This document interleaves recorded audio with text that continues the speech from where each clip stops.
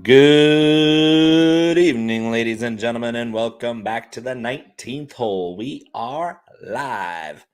Make sure you like this video, subscribe to the page In Between Media here on YouTube and all streaming platforms. Conor Coughlin Bo McBrayer, Ryder Cup, went to Europe, as I said. Captain America over here took the big L. That's okay, though. The Ryder Cup is really hard to predict if you just homer and stand for your home country. I wanted to. I really did. But the writing was on the wall that the U.S. team was poorly managed and not all there compared to Europe. So I guess I'll take a victory lap a little bit more later. But we got to get into the Sanderson Farms Championship in Jackson, Mississippi. And it's part of the autumn fall season wraparound schedule, whatever you want to call it. It's not the regular season. We got a field that's full of guys that we know who they are, and we're degenerates, so we're going to bet on them. But let's get into the intro.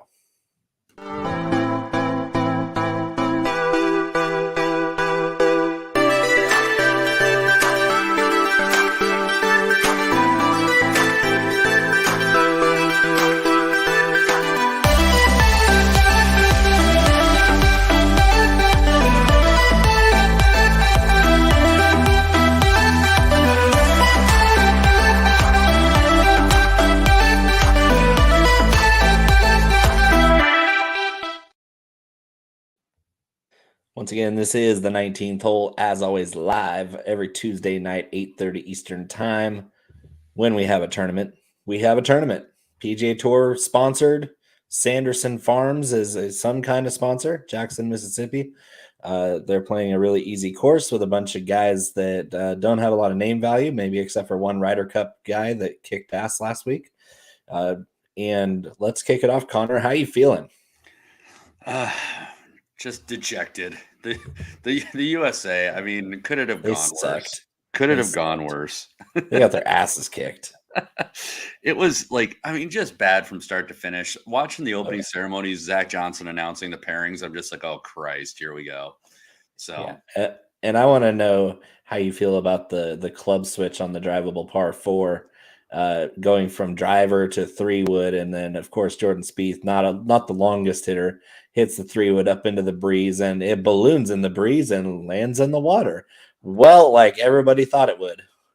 Yeah, I can't quite figure that one out. What is he even doing out there? That's not his, like, these are the best golfers in the world. They know their yardage is better than you do. Like, just get out of the way. Yeah, I mean, Zach Johnson would have had to have a rocket strapped to that golf ball to hit a 3-wood 300 yards. I'm not really sure what he was using. 309 was the carry. 309 into the wind. Good luck. Yeah, I mean, and just indicative of how the week went. And then, every single time somebody tried to, sit him through an interview, I mean, it's like talking to a wall. Like, I hope to God we don't have to sit through that again 2 years from now. Oh, there's no way. There's no way. I just want to forget about it, lick our wounds. On the bright side, Luke Donald, on the other hand, masterful job. Luke Donald wiped the floor with Zach Johnson. Well, yeah, not only that, but I mean, Rory had a ridiculous turnaround from his typical match play, especially Ryder Cup record. Aberg looks like Oberg, as they kept calling him. I'm not sure the proper pronunciation, but looks to be the real deal. And then Viktor Hovland, kind of like we said, Hovland also completely turned around his performances in match play in Ryder Cup and kind of kept rolling. Rahm had a hot hand. I mean, they were infallible, man. It is what it is. Yeah, and that was kind of the thing, is we both said that the top 4 golfers were a huge advantage for the European squad. It was going to have to be the mid and the low tier guys that would win it for the USA, and those guys got their asses kicked. Like Sepp Straka was striping the ball. Every European player was better than expected. Yeah, the only glimmer of hope that I kind of saw with the U.S. is JT looked like he at least is maybe 70% of the way back. Like, I don't think he was quite all there, but it was good to see him. And Burns actually put together a pretty good couple strings of holes from time to time throughout. So that's also nice to kind of see. A horrific start to the tournament from him, but just a couple of guys that have been kind of falling out of form that look to be look to be rounding back in, which is, maybe good for the coming season. And the Hovland Aberg pairing winning 9 and 7. Like we said, there was going to be one big blowout, but over the top pairing for the US 9 and 7, it was over quick. Like they just went out there and won every hole. Well, if those two are on, I mean, we'll talk a lot about them in the coming season, but I mean, Hovland and Aberg, I mean, good Lord, if they're striping the ball the way that they can, I don't think there's a whole lot of players on tour right now that are going to really hold a candle to them. I mean, they're just incredibly good when they got it going. So, yeah, and I think we're looking at a tournament this week with a lot less fanfare. Obviously, it's the off season for most of these top names, but these lower and middle tier PGA Tour players are still looking for some paychecks. They're still looking for some to get. So we are in Mississippi, and Mississippi is 11 letters long, and Ludvig Aberg is also 11 letters long. Coincidence? I think not. How long did it take you to figure that out and make that connection? About 30 seconds. I'm now. That's how my weird brain works. Like I counted how many letters are in Mississippi, and I was like, well, I think Ludvig Aberg is close to that. So I wrote it out, and I was like, well, damn. My brain does not work that way. Although we know I have a real knack for names and so. Oh yeah, it goes without saying. What are you drinking tonight, Connor? I was just telling you, we've been traveling so damn much. I kind of went to reach for some whiskey down here and realized I don't have a ton. So we'll be drinking a little Tyrconnell, little single malt Irish. So, actually, I'm not going to let you slip by with that excuse because that's an inexcusable crime if there is one.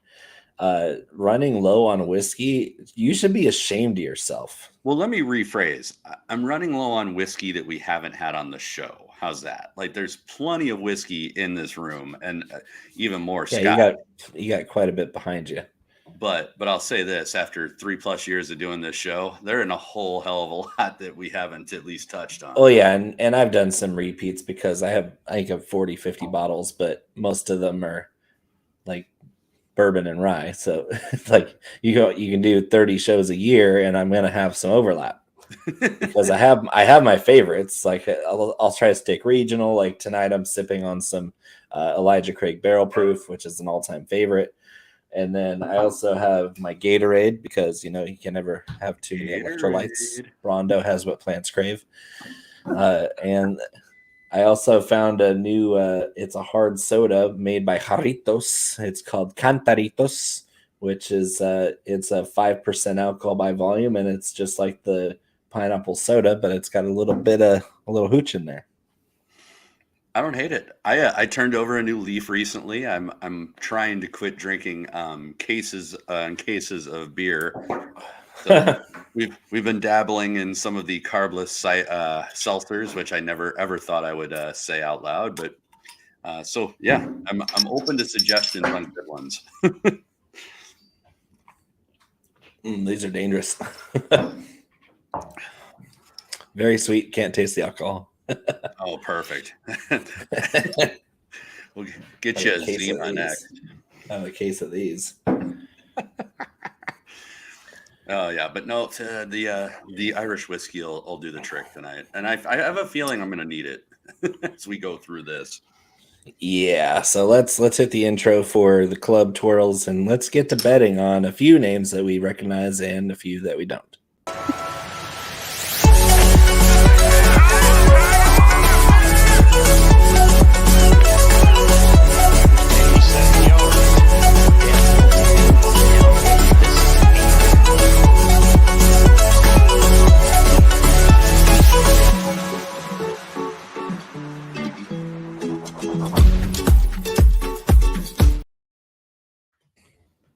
All right, this is the Sanderson Farms Championship in Jackson, Mississippi.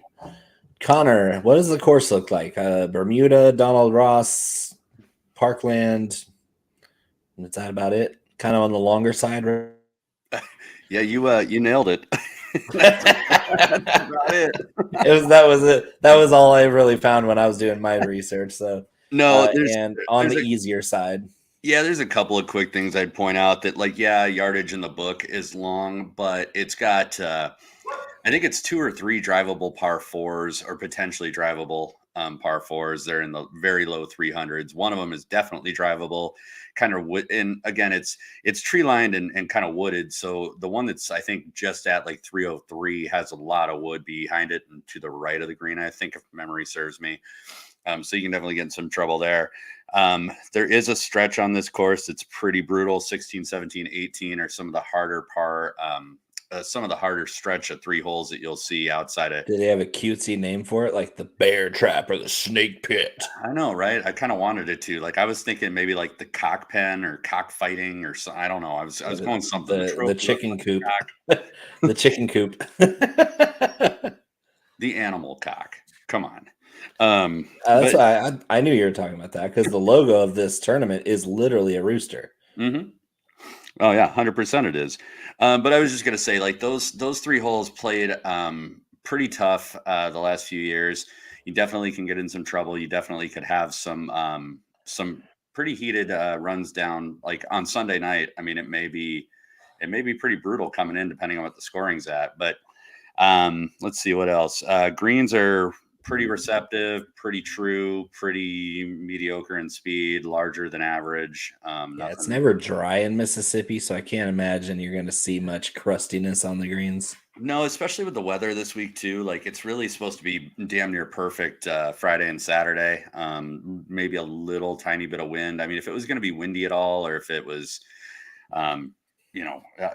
and the opposite, if it was going to rain a lot, I think you could see some different conditions. But I think these are going to be pretty straightforward all 4 days. I did want to call out that the par fives here are there's 4 of them, and they are 4 of the easiest par fives on tour. Love it. So it has a decent eagle or better rate, but definitely birdie. I think it's upwards of 22% of the time by the field over the last few years. So par fives are going to come into play as far as scoring opportunities. There are a few sticky stats from the previous winners. Approach from 100 to 150 is pretty critical. Wedges. Got to be handy with the wedge.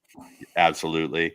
And strangely enough, around the green, so getting up and down type of mechanics are important. And then the putting too, which I'm not. I think it's just because the greens are that easy, but most of the past winners are in excess of 5+ strokes gained on the field for the weekend. So and that kind of ties in with birdie or better percentage, converting chances. Like, that's like it's more about being a hot putter than a good putter, right? Yeah, I'd say so. I mean, I think what's interesting is it is a bit of a birdie fest, but I think the highest or the lowest score that we've had over the last like 4 or 5 years was like 22 under. So, I mean, 24, I think, was the record just a few years ago. Is that like 2018 maybe? Yeah. So, I mean, I think it's usually around 20. Yeah, it's usually around 20 is kind of the point. And we've had a lot of tournaments over the course of last season that got well beyond that. So, there's some teeth here from time to time, but I don't know. I'm pretty uninspired by the course. Well, at the top of the board at 11-1 odds is 11 letters Ludvig Aberg, the youngster Ryder Cup champion. Looked really good at the tail end of last year. Looked extremely polished at the Ryder Cup alongside Viktor Hovland, his fellow Scandinavian brother. This is a very talented golfer with exactly the type of skill set you want at a course like this. Birdie Fest requires a pretty good off the tee game, good wedge play, and he's as good of a ball striker as this field has by quite a margin. You can make an argument for Eric Cole to have an advantage on the greens, but Ludvig Aberg off the tee and on approach, he's the class of this field.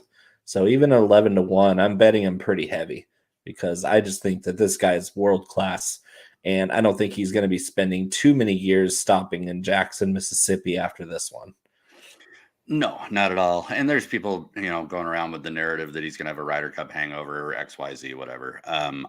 This guy's a robot. Have you seen this guy play? He is the repeater. He has the same exact swing. It's simple. It's beautiful. And this guy does not make mistakes. That's the thing, is when he doesn't win, it's because he just didn't make any putts. Like he's like middle of the fairway, middle of the green, 2-putt. So, and when the putts go down, like, look out.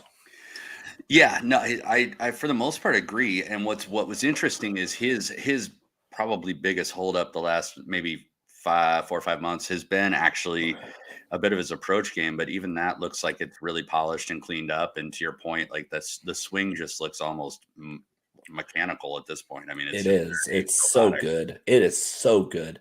Like, if I was to copy a swing, it would be that one.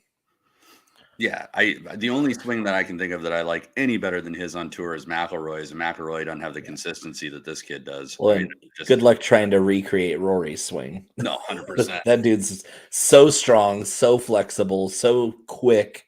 Like, he's like out there, and like there's no comparison body type wise, like how he's trained to make that swing. You can't create that, like, unless your name is Charlie Woods. Copied a swing after, like, he's got some pedigree to pull that off, but he's also a teenager. So.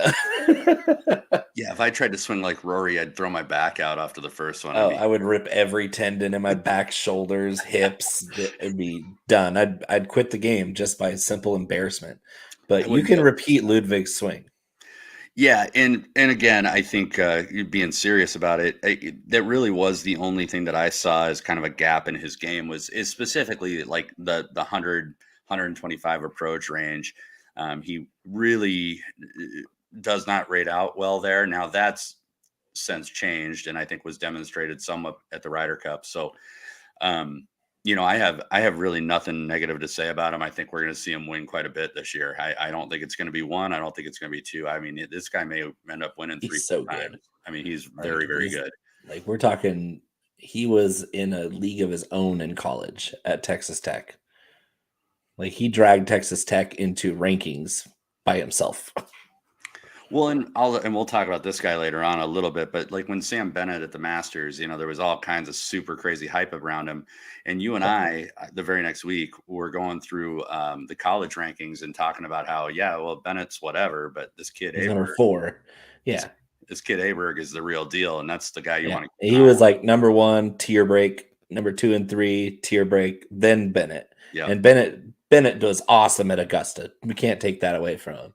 But when we're talking about consistency week on week, like we're calling this guy a robot for a reason. He is unflappable for his age. And that's going to play big in a tournament like this, where there's not going to be that many distractions anyway. Like, the galleries aren't going to be big. There's not going to be a whole lot of recognition about anybody else. Most of the patrons aren't even going to know who Aberg is unless they watch the Ryder Cup. Even if they did watch the Ryder Cup, they might not know who he is yet. So, I mean, I think that does, when we get into DFS too, I mean, yeah, he's going to be a little more known in that spectrum, but I do think we have a kind of a unique opportunity in this shit field to get Aberg relatively low owned. So that's something to definitely think about there too. But moving from there, I do have some interest in Jaeger bombs at plus 1,900. He's from Deutschland.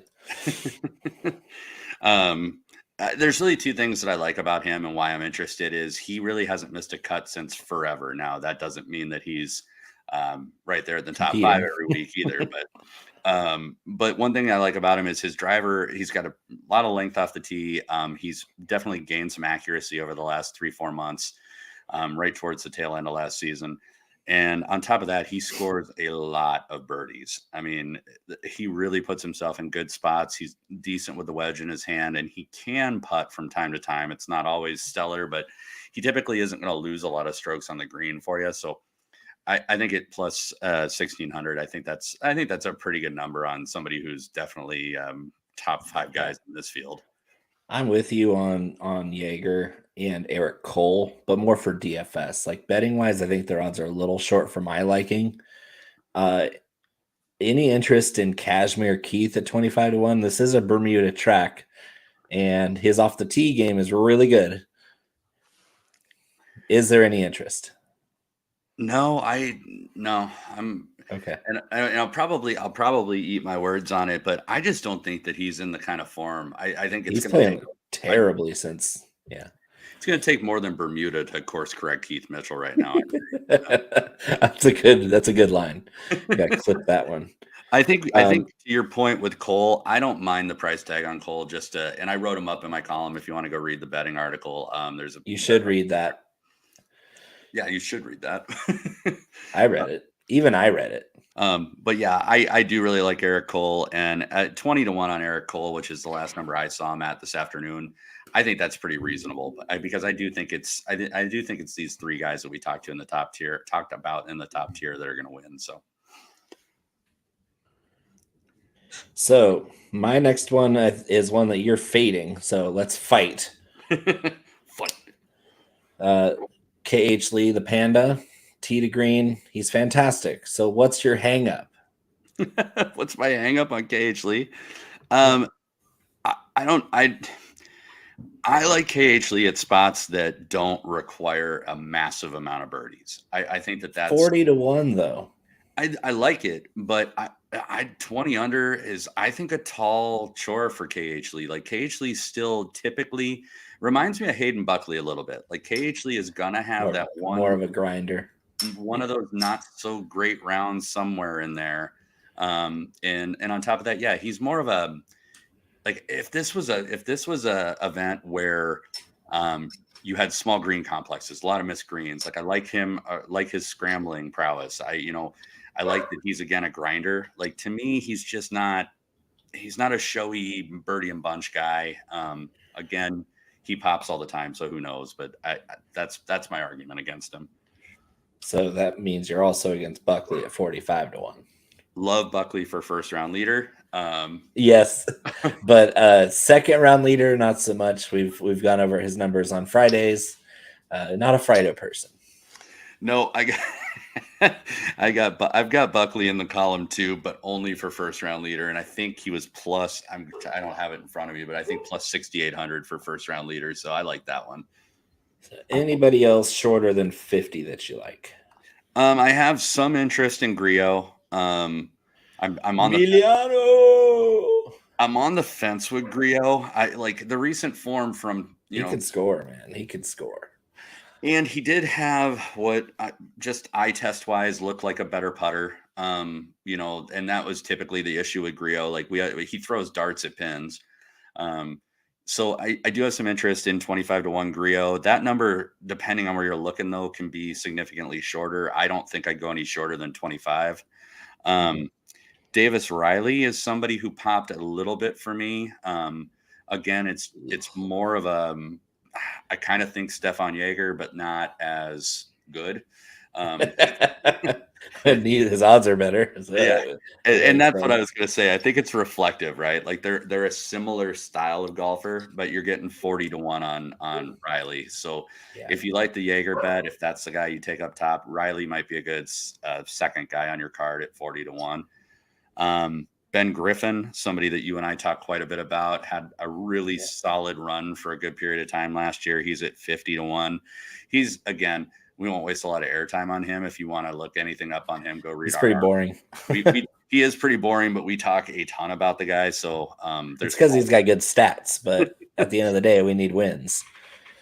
Now, at 55-1, though, there's two guys at 55 I love. And I know you agree with me. Greatest rappers of all time. Yeah. And then 65-1 is another guy that we both love. And all right. So Dylan Wu. Yes. I just talked a whole bunch. You start with Dylan Wu. Dylan Wu, shout out Southern Oregon. Long hitter, great wedge player, makes birdies in bunches, has a really solid short game. He's had a remarkably consistent season, shows up best in scoring fests against lesser fields, and his odds are honestly insulting for this strength of field for how well he's played this year. He has a lot of top 20s to his name this year, even more top 40s to his name this year. There's nobody that's going to beat him to that punch this week. 55-1 for him. And the same lines, I love a guy like Kevin Yu in this type of tournament because he is a bomber. And we're talking about a guy who can score birdies like no other if he finds any semblance of a putting stroke. This guy is one of the worst putters I've ever seen, but he is a stripe show out there. So I am looking to Kevin Yu to either win this thing by 5 or miss the cut by 5, because there's no in between with him. He's a great outright bet. I probably wouldn't take any other bet on him, because he's either going to win this thing or he's going to blow up in a cloud of dust. And then, of course, Peter Quest, our favorite, 65-1, another complete insult to the guy's talent. One of the longer hitters on tour. He averages 330 yards off the tee. One of the best strokes gained off the tee in this field. And with a wedge in his hand is absolutely lethal. So, that being said, he's also a better putter than Kevin Yu, which isn't saying much. But Peter Quest, 65-1, might be the best odds-on bet that you can make in this event. That's where I'm going. Yeah, I got giant stars on my show notes around Peter Quest, obviously, and Kevin Yu. Kevin Yu is a god awful putter. I mean, there's just not a whole lot of so bad. I think he ranked 190th. 190th. Yeah, and in this field, he's 123rd out of 140. So Jesus, good Lord. But the things that he does really well, to just go back on him just one sec, is he's got top 3 off the tee game in this field, which you kind of touched on. The thing that I was actually surprised by is the amount of birdies this guy makes. Scoring average is ridiculous. And if you go and look at his tournament results, there's nothing crazy special in there, but he came back at a time in the season where it was a lot of big name guys in the field every week. He really hasn't had a whole lot of small, lesser field tournaments yet. So I think that over the next 3 weeks, we're going to see a lot of noise out of Kevin Yu. And I definitely think that he and Peter Quest are probably the best value on this entire board. I mean, that either one of them could definitely win this. And those numbers are deep. And I don't think a lot separates them from the top 3-4 guys on the board, to be honest. I mean, Ludvig's not in this tournament. You can't really say that any of these guys is a shoe-in outside of Aberg. Yeah, that's where I was going with that. I think Aberg, it just depends on what Aberg we get. We haven't seen him really have too much of an off week. Maybe we see one, maybe we don't. If he shows up in the form that he was in Rome, I think this is over Thursday afternoon. So yeah, but these are definitely some guys to play. I have a little bit of interest in Akshay Bhatia. Yep, he's his wedge game. It's his wedge game. Yeah, wedge game, and also I don't think that you're that penalized off the tee here. I mean, that's always kind he sprays the ball everywhere. He does. I think the most concerning part of his game for me is him actually getting off of the tee. Like, he's more consistent with his irons, but I think that's my biggest concern. And frankly, he hasn't been bad lately, and this place isn't really going to penalize him too badly for being. This place is kind of like if Barracuda was at sea level, because the track is similar, wooded area, tree lined. The Barracuda up there at Old Greenwood is very similar in layout. It's a little shorter than Jackson is, but the approach distances are similar, because you're putting these approach distances. There's gonna be a lot of divots in these very specific places in the fairway on this course, because a lot of these landing areas are very consistent and pre-placed. Like, you're not going to see too much variance. It's going to come down to who hits the best shots from all the same spots. And Bhatia with a wedge, like a pitching wedge or sand wedge on approach, is up there in the top 5 in this field. So yeah. I don't know if I'm betting him, but I'm definitely playing him in DFS. Yeah, he'd be my last guy in that 6 to 65 area. Yeah. And then my last guy, dropping down a little bit, is I do kind of like, and I'm kind of a sucker for him because I'm always waiting for it to all come together. But Ches Reavie at plus 8,000. So Ches Reavie on a 7,500 yard course, though, is a little scary. It is, but dude, his approach game is just so good, and his putting is great. Yeah, and really his off the tee game, I think he doesn't really gain much there because he's a shorter hitter. But he's good on approach. He's good around the green. He's good with the putter. He's gonna be hitting 5 irons into these greens though. Yeah, but they're larger than normal, and they're pretty receptive. Like I don't, It's like not gonna be normally, a huge difference. yeah, normally I'm not as pumped to bet Ches Reavie, but 80-1, and he does tend to show up in these lesser fields. I see your Ches Reavie at 81. I raise you a former champion of this event. He won by 4 strokes, no less. Shout out NorCal, Cameron Champ, complete opposite player to Ches Reavie, where he's amazing off the tee. And then we start to see a lot of other areas that need growth for Cameron Champ. One of the best drivers. Yeah. Yeah. One of the best drivers of the golf ball on the planet. And the rest of his game, we'll see. We will see. He played well a couple weeks ago. Cameron Champ, he did win this tournament by 4 strokes just a couple years ago. That's a good sign for him because he has confidence. He has prior history here. And this, honestly, you can say what you want about the course, but the most likely scenario is that one of these longer hitters wins this thing. And he's up there with the longest hitters on tour. Him and Quest are probably the 2 longest guys in this field. So I'll take a chance at 80-1 on a guy like Cameron Champ who has good vibes here. My last guy in is your guy, your favorite human ever, pride of Texas A&M, Sam Bennett. For the simple fact that this guy with his talent level shouldn't be above 100-1 because he can score. We've seen him do it. We've seen this guy put some really good scores on the board in PGA Tour events already. 2 of them happen to be at Augusta National. So why is he 110-1? That's what I don't know. Is I pegged him as more of a 70-75-1 guy, and getting that much extra juice on that bet for me is worth it. I know you hate his guts, but yeah, I could say so many things about him, just my perspective or my take on him. But I'll stick to the golf. I just, dude, he's not good on approach. I mean, in a nutshell, he just really has not gained in that category ever on tour. Even at the Masters, when he did so well, he managed to choke it away and finish in 16th. So like, I don't know. I know that you see something in him that I don't necessarily. And I'm probably going to be wrong on the guy, but I just think he had one good day at Augusta and that two good days at Augusta. And I think that blew way out of proportion his quality. And like we were talking about earlier, as you look at like the collegiate rankings in the PGA University and all of that, like, yeah, he was up in the top 5 consistently, but like he's done the least with it given the opportunities. Like every time he gets on the course, he either misses the cut or finishes, T30 or worse. And so, yeah, I don't know.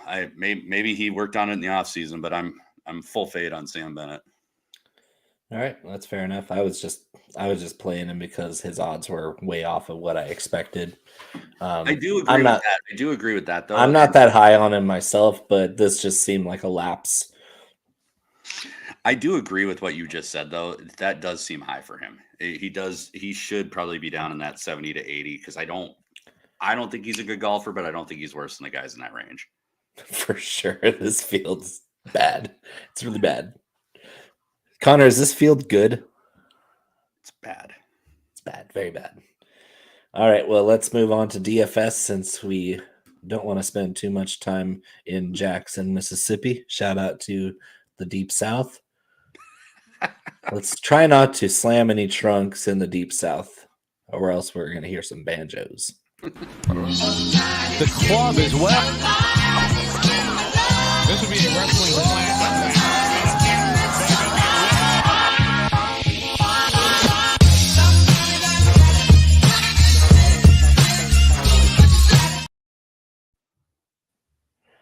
I tried to get it in before the drop. I know I hit the drop right before you did it. Hey, Dee Dee made it. Hi, Dee Dee. We love you. Shout out SoCal. Just for you, though. Just for you. Yeah, SoCal overall is one of the worst places on the planet, but for Dee Dee, I will give it a shout out. All right.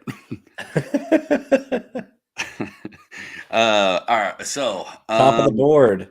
Have we talked about Ludvig Aberg enough? Well, apparently we haven't, because he's only calculated to be about 12% rostered. Yes, that's perfect. First man in. So it seems as though Eric Cole will be tipping the scales around 30%. For crying out loud, that's the easiest fade I've ever heard. Mm-hmm. Because I like Cole, but I don't like him that much. Yeah, I don't like him enough to do 30%. I'll just bet him. Ooh. Yep. No, the top of the board, Aberg is your is the play. Projected to be between 11 and 16%, depending on how the chips fall. You love to see it. You love to see it. Not only do I love to see that, but then I love to see in my modeling he rates out third. So yeah, sign me up. I will play the shit out of Aberg. Yeah. And then going down from him, Jaeger's right up there for me. It's basically Aberg, Jaeger, Cole in my modeling, followed by a couple other guys that we can talk about. But Jaeger would be the next guy I'd be looking at, and he's projected at about 23, 24. So again, overall skill set for me up top, I'm gonna roll with Aberg. I think he's the more well-rounded, more consistent player. All right. So yeah, Dee Dee actually says F SoCal as well. See? Well, if Dee Dee moves to South Dakota, I'll take her around, because we are just chilling out here. Oh, that'll take half hour to show her everything. She's probably talking about Rapid City, because I don't. Sioux Falls. Well, this is the main street with the blinky red light in the middle of town. We just got a Chick-fil-A, so no. Hey, now you got a chicken that was raised with both parents. Call me when you get a Popeyes, because that's the real chicken. We got 2 Popeyes. What's up? Really? That's great. So Sioux Falls not looking too bad. There are worse places.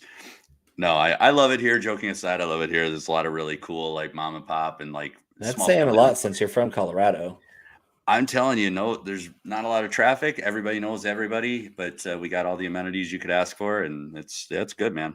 Anytime anybody wants to come out and freeze their ass off, you just look me up. I'll take you in. Oh, I love being cold. Like, there's a funny story and pictures included that you're not allowed to have, but up at my family's cabin, it was the middle of winter. It was snowing. It was 0 degrees, and I was out there in just a hoodie, underwear, and hiking boots, and I lit the fire in the cabin just so it was warm and toasty in there.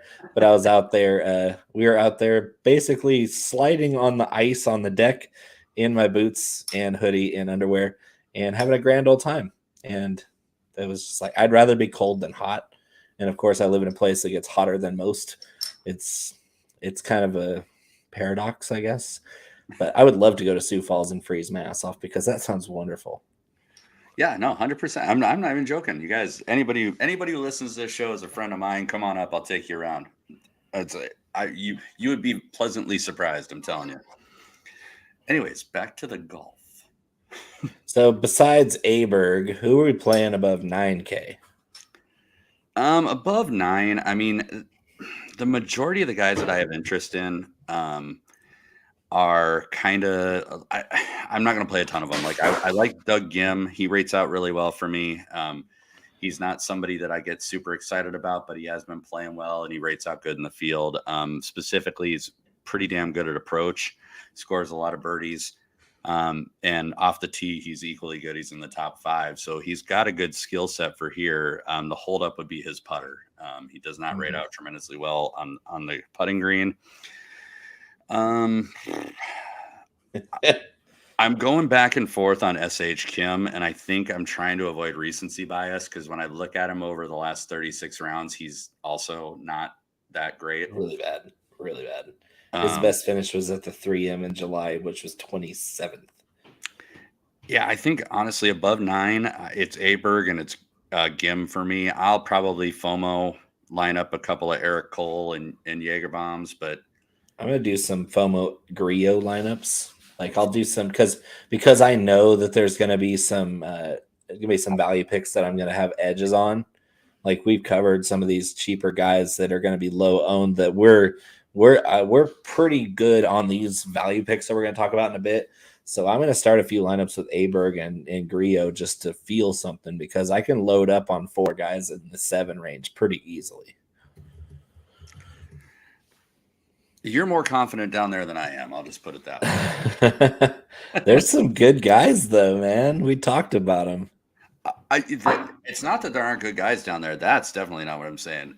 I think it's a little tricky because of the way it's priced. I think it's a little tricky to get multiple of those good guys in that range unless you go much more balanced. Like if you were to start it like Doug Gim, then you could do like I'm building right now. I'm going to build right now so that you can see that it is possible. Well, then I'll do the 8Ks while you're building. How's that? Yeah, go for it. Knock yourself out. The 8K range for me is pretty slim. So I only have 3 guys that I really like in there. I have some interest in Alex Smalley, who rates out number 1 in approach. Also rates out number 1 in opportunities gained. So he's hitting the ball very close on approach, which has given him a lot of good looks at birdie. So I do have some interest in Smalley. He is going to be a little higher owned. Lee Hodges is somebody who has started really kind of popping from time to time over the last 6 months.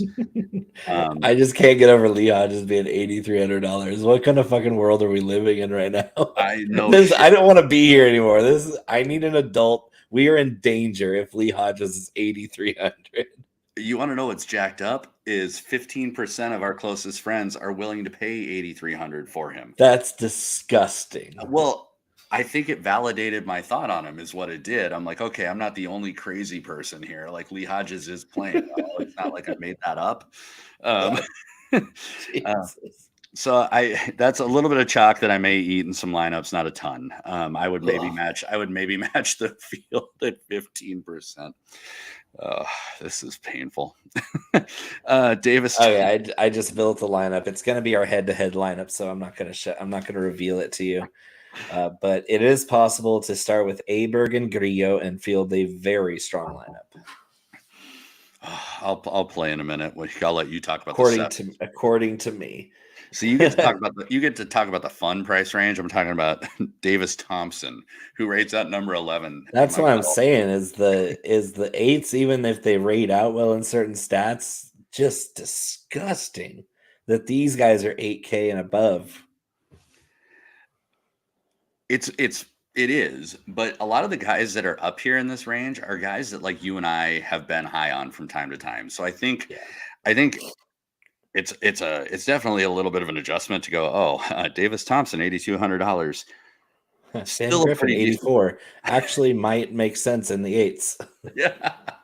So, I mean, just to recap real quick, I'm not going to have a ton of these guys because I am more of a fan of trying to stack up top a little bit more while maintaining balance. So I have a lot more interest in the 7K guys. I, for one, am stunned that you didn't mention Tom Hoagie.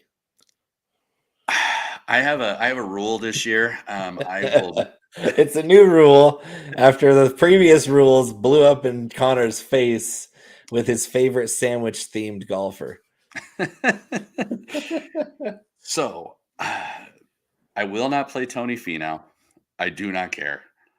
And I am not going to play Tom Hoagie this year. I don't care if he wins 10 straight. I am not playing Tom Hoagie this year.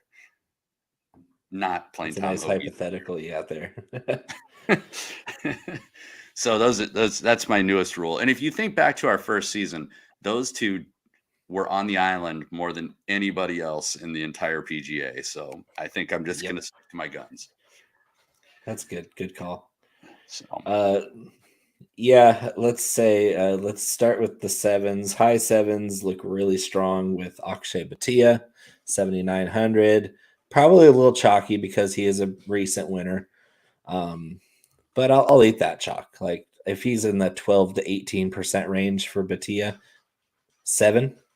7%. Batia. 7%. Oh, that's wheels up then. That's wheels up.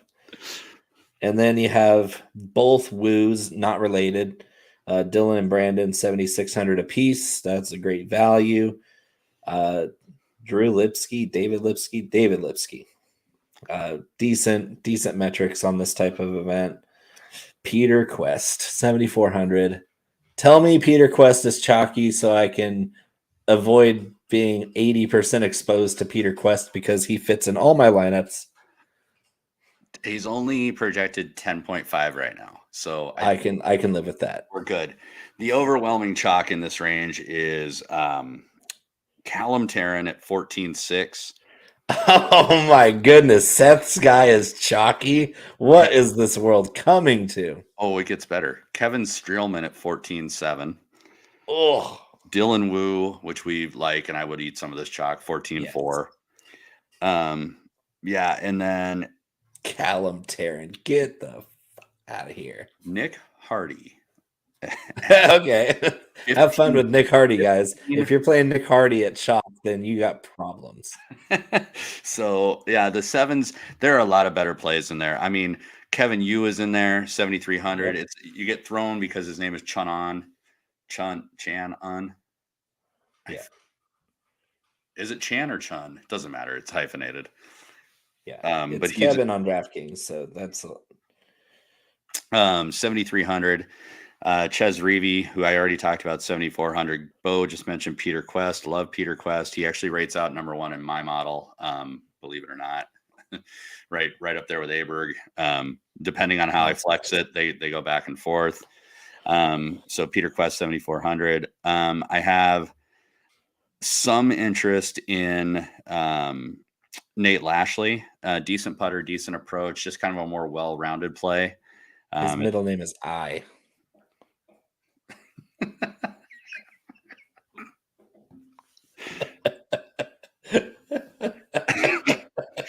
All right. Say his full name now. Nate I. Lashley. I knew you had to do it. We're gonna have to come up with bits like this for this wraparound season. I know.